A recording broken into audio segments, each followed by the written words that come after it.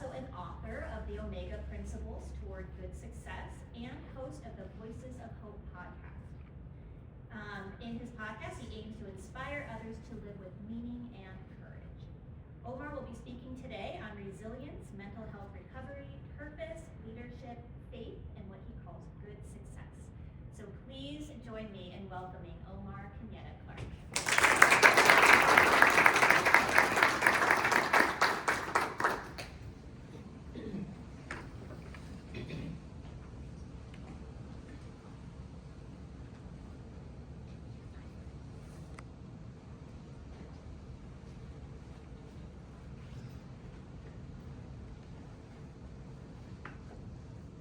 Thank you for that introduction. Wonderful introduction.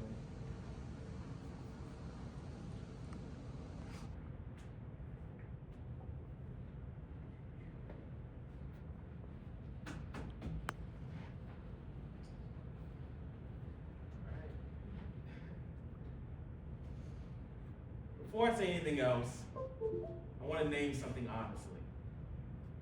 Most of you are standing at a point in your life where you're expected to know where you're going, but still figuring out who you're becoming. Some of you feel confident about the path ahead. Some of you may feel unsure. Some of you feel behind. And some of you feel pressure to look like you have it all together, even if you don't. What you probably haven't been told is this: not knowing yet does not mean you're failing. It means you're early. And the question that will shape your life isn't what you choose next. It's how you learn to carry a life that begins to ask more of you. We spend a lot of time teaching people how to succeed, how to work harder, how to be disciplined, how to achieve. But very few people are taught how to succeed well. And there's a difference. Success, as it's usually presented, is about outcomes. Grades, titles, careers, recognition. But there's another kind of success. One that determines whether the life you build actually holds together once those outcomes arrive. I call that good success. Good success is not about having everything figured out. It's not about choosing the perfect path. And it's not about avoiding struggle. Good success is about building a life that can grow without coming apart. A life that can carry pressure, uncertainty, responsibility, and change without costing you your clarity, your integrity, or your sense of self. I didn't understand this early. I thought success meant progress at all costs.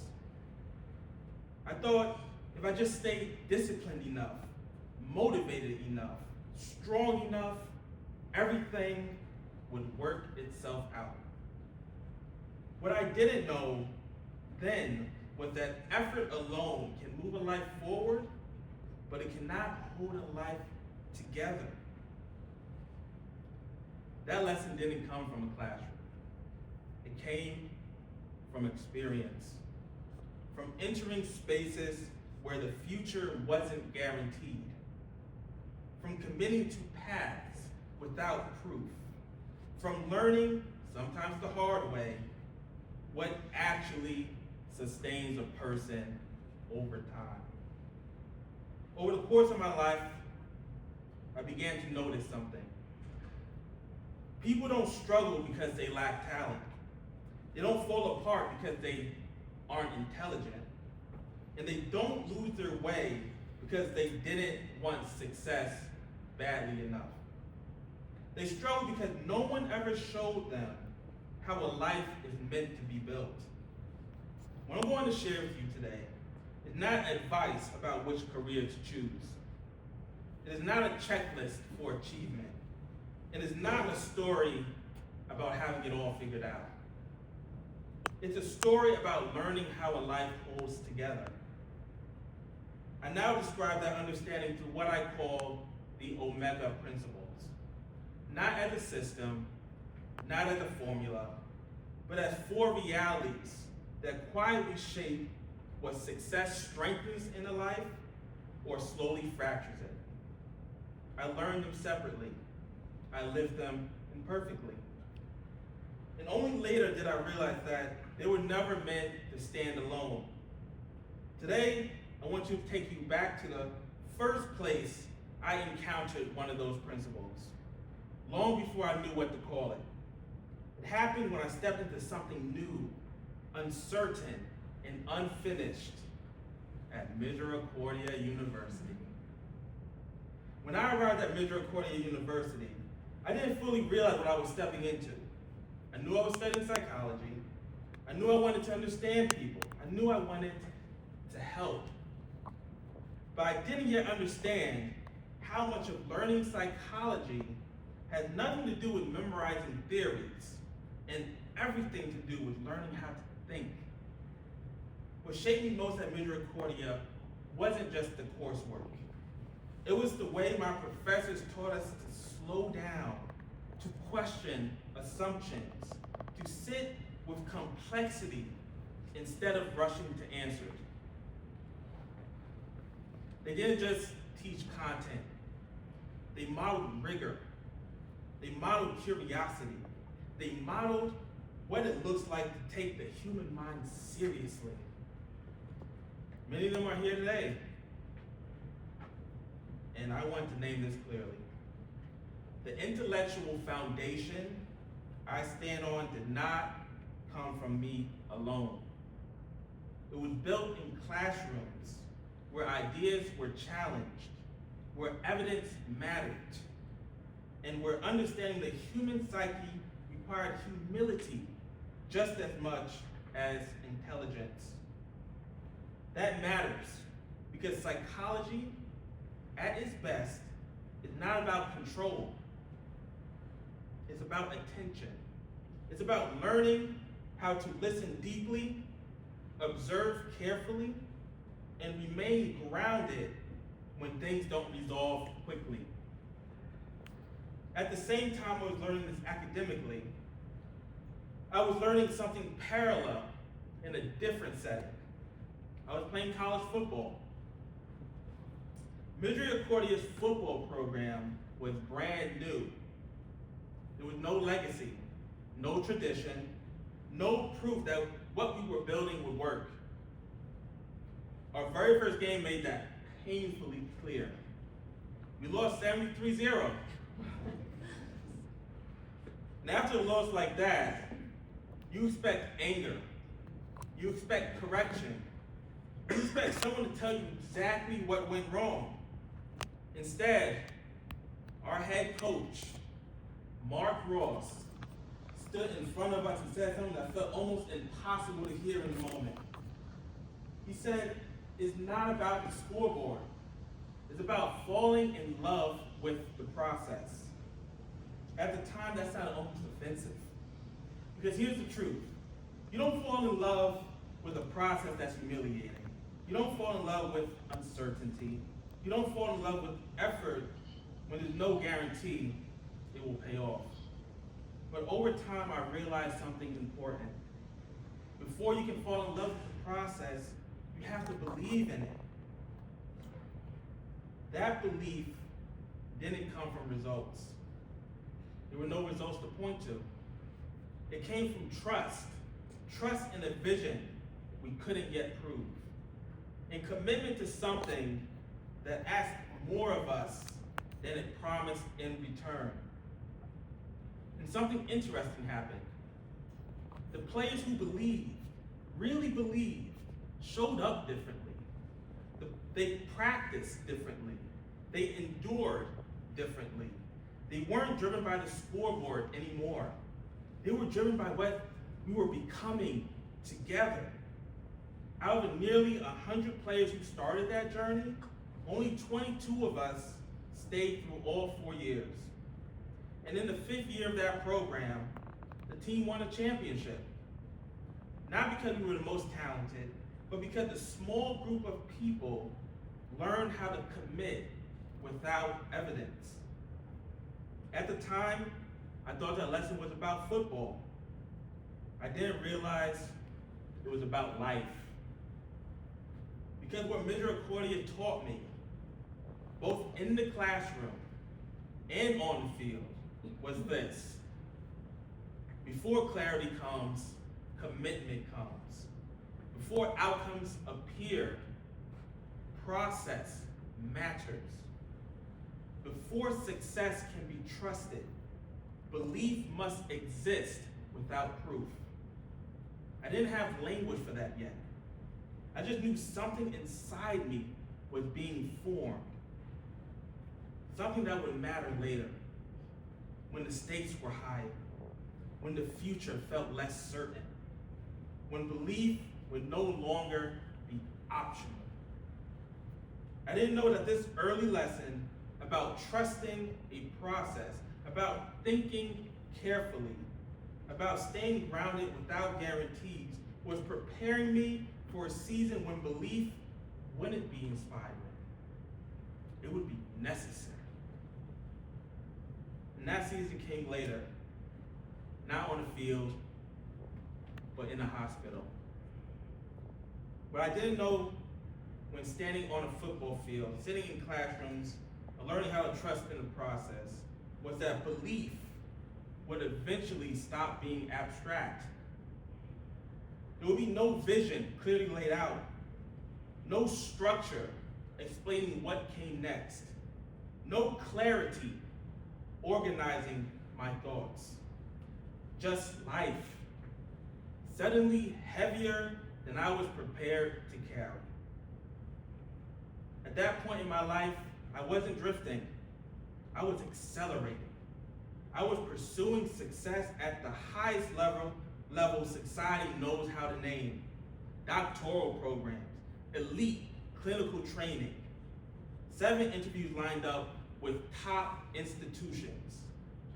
By every external measure, I was doing exactly what success is supposed to look like. After that first interview, everything broke open. Not gradually, not predictably. I experienced a psychotic break and went to the emergency room. I was restrained by police. I was tased. I stopped breathing. When I woke up, there was a tube down my throat. My body was bruised. My mind was disoriented.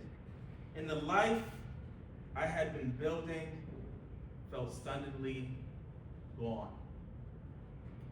I'm not sharing this for emphasis. I'm sharing it for context. Because in a matter of hours, the usual supports of success were gone. Clarity, control, momentum, independence. I was in bad shape.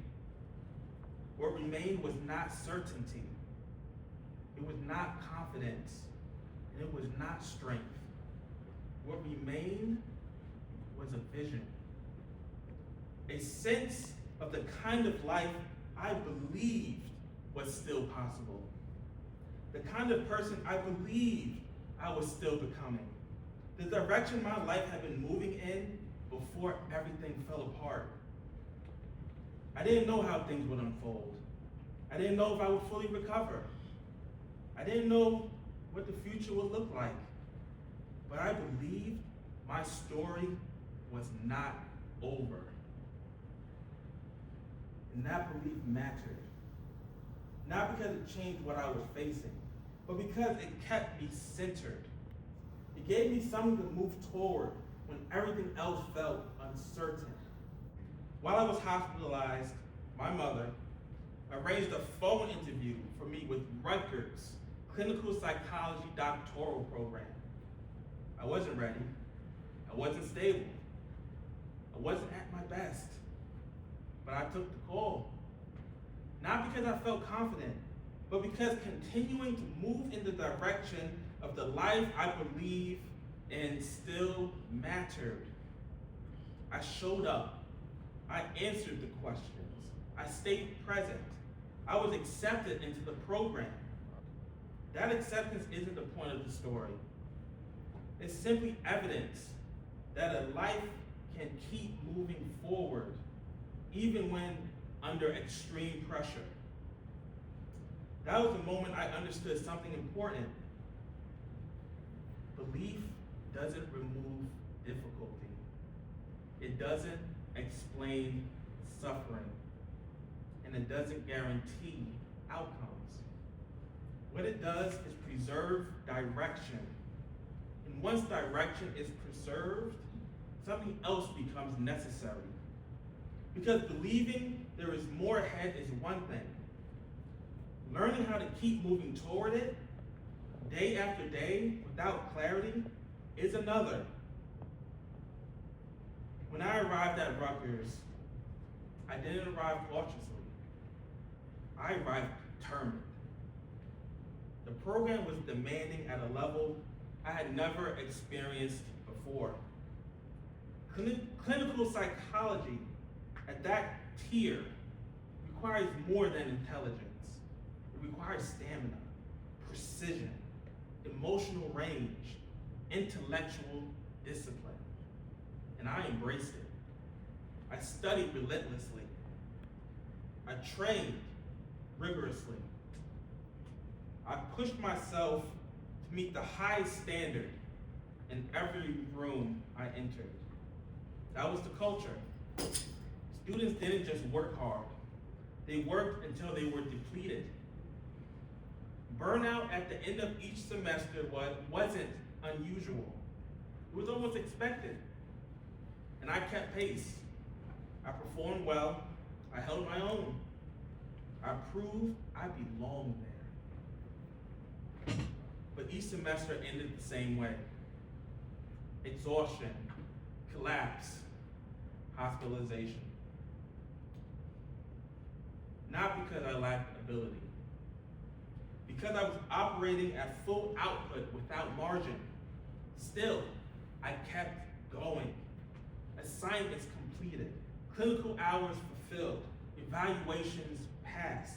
When it came time to apply for advanced externships, the next level of clinical training, I applied, and I was rejected. Once, twice, 7 times, 7 rejections. For the first time, something deeper than fatigue surfaced, because I hadn't just been working toward a credential. I had been building an identity around this path. And when the doors didn't open, it wasn't just discouraging, it was destabilizing. So I did what I trained myself to do. I worked harder. I tightened my schedule. I refined my applications. I sharpened my interviews. I pushed further. From the outside, it looked admirable, focused, committed, resilient. And in many ways, it was. There is something powerful about the human capacity to act without certainty, to move without applause, to endure without guarantees. That force carried me through rooms where doubt tried to take root. It carried me through long nights, long semesters, long stretches of uncertainty. It helped me achieve things that I felt were unreachable. But I began to notice something. Movement alone does not create stability. Action alone does not create alignment. You can push yourself forward and still feel like something inside you is straining. You can succeed externally while internally running at maximum tension. That force inside us, the one that drives, that pushes, that refuses to stop, we call that will. And will is powerful. It can build careers. It It can overcome obstacles. It can carry you through rooms where doubt lives. It can make you look unshakable. But will has a shadow. Because will does not ask whether the direction is sustainable. It only asks whether you can endure it. And for a long time I could. I could absorb pressure. I could outrun fatigue. I could survive the rejection. From the outside, everything looked intact. But internally, something was tightening. The stakes were rising. The identity I had built around this path was becoming more fragile, not less. When your sense of self is tied to forward motion, slowing down feels dangerous. Rejection feels existential, and rest feels like failure.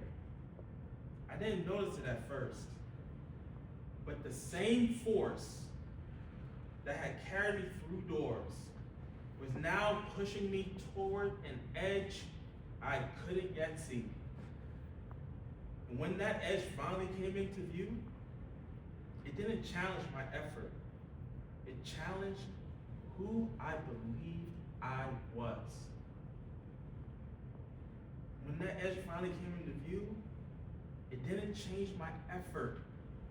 It challenged my identity.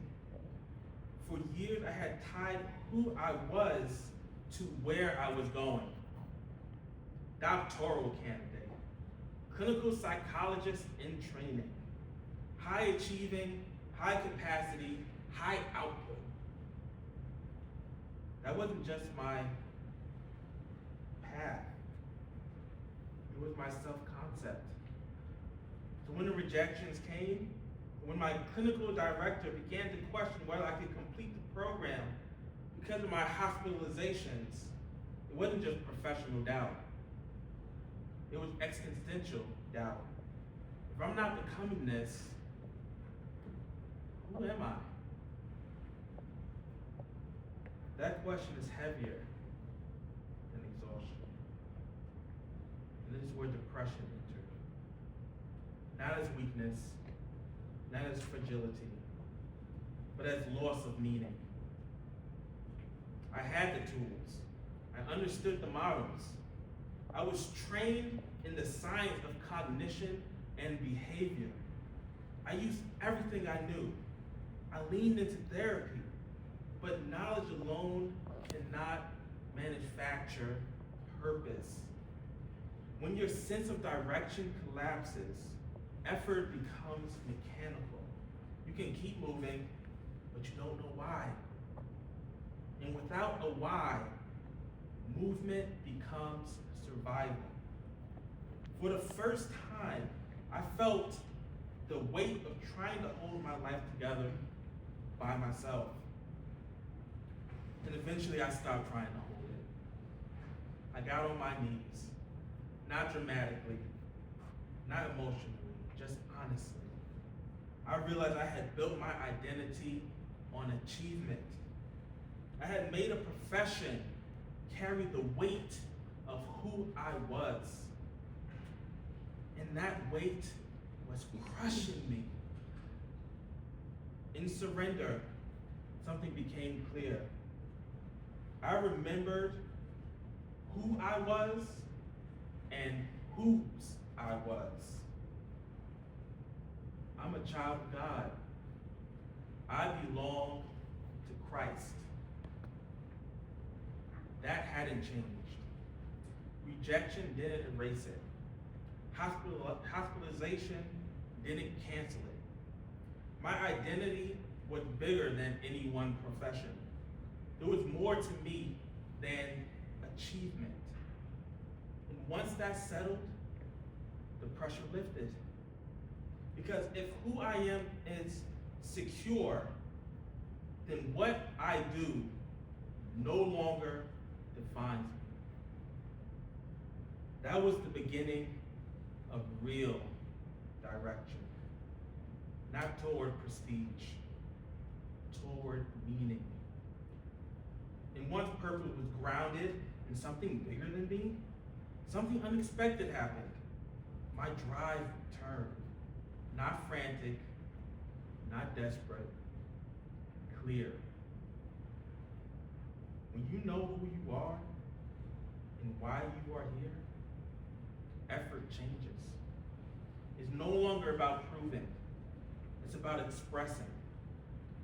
As my perspective widened, I began to see opportunities I hadn't considered before. One of those was peer support. At first, I didn't see it as the future, but I recognized something familiar in it: meaning, service, alignment. And I stepped into it thinking the hardest part of my story was behind me. I was wrong. Because even when faith preserves direction and purpose grounds identity, life still tests what holds. After rediscovering my identity and grounding my purpose in something larger than achievement, I felt steady, clear, aligned. I stepped into peer support. I began working alongside people navigating their own crises. I felt useful again. And for a while, I believed I had turned the corner. I thought I was good, stable enough, strong enough, self-aware enough. So I made a decision. I stopped taking my medication, not recklessly, not rebelliously, quietly. I believed I could manage on my own.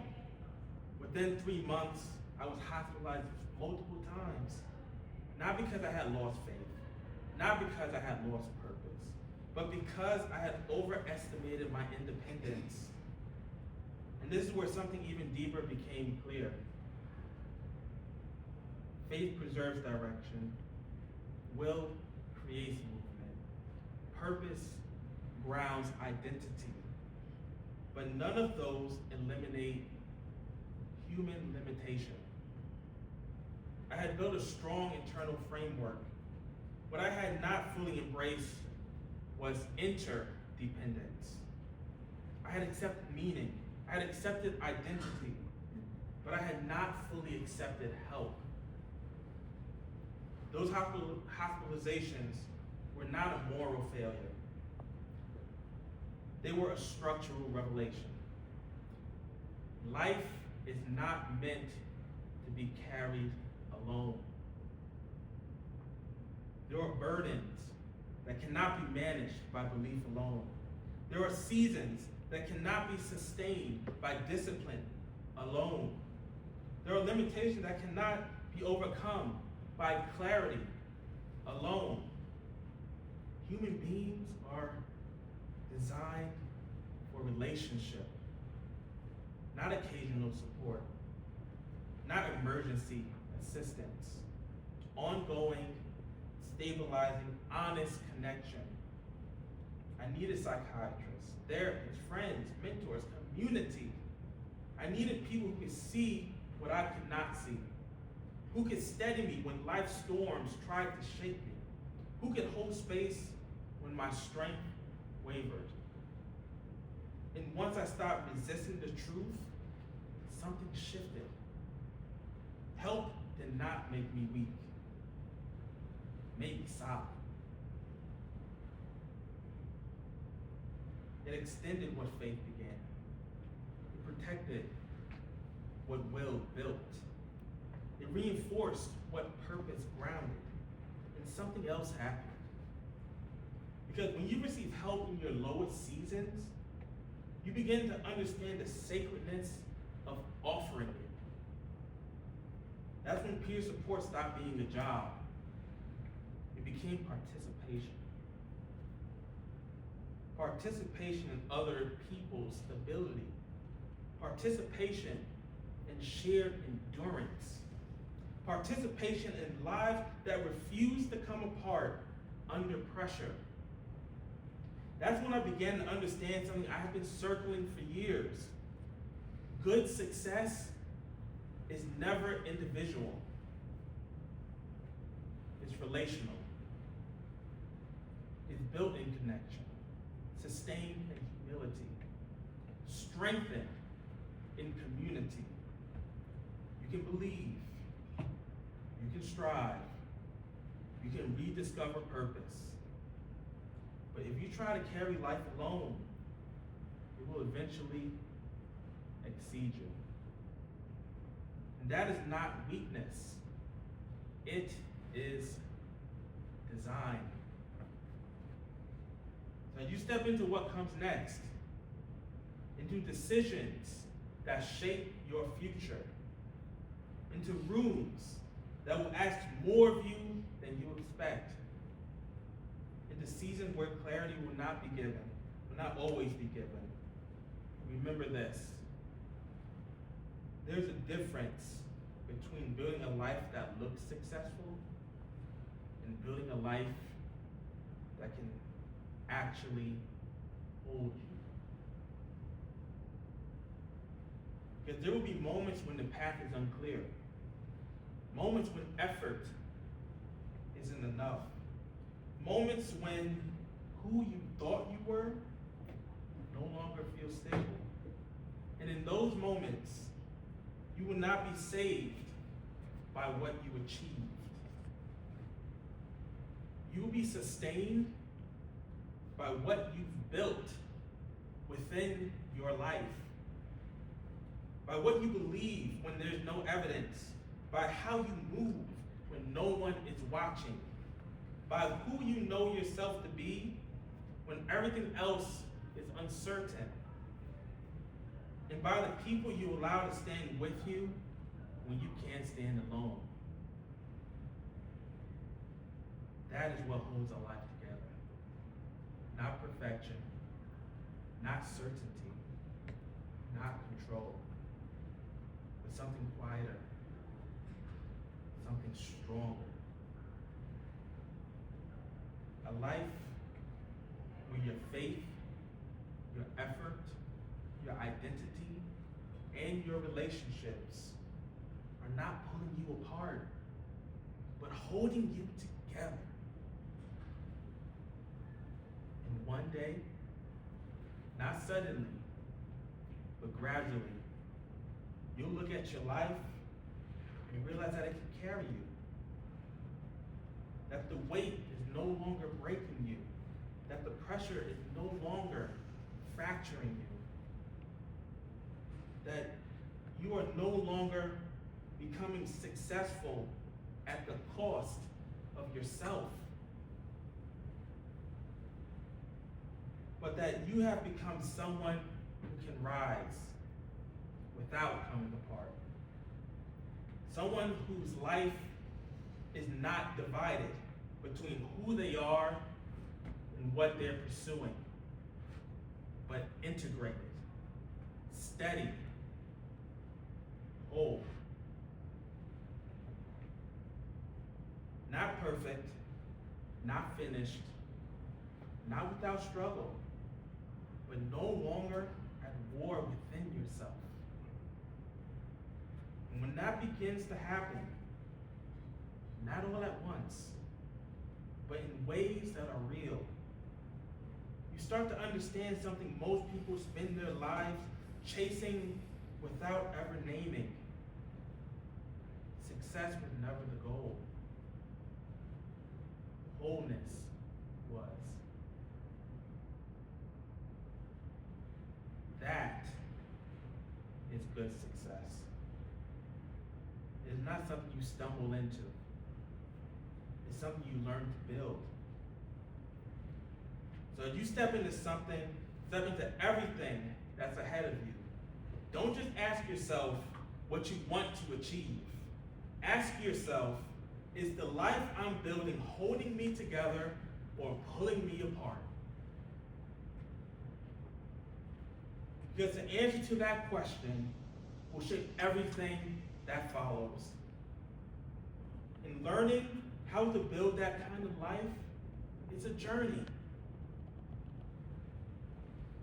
So build a life that doesn't cost you yourself. Build a life that can hold you. And let that be the measure of everything that follows. Thank you.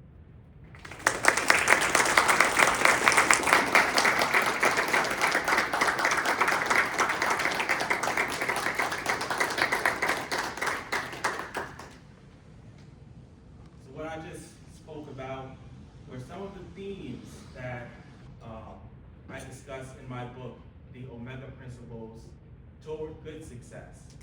And as a gift from me and Misericordia Psychology Department, all the students here will be leaving with a copy of my book.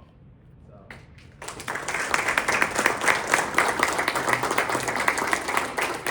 Thank you, Omar, for being here with us today.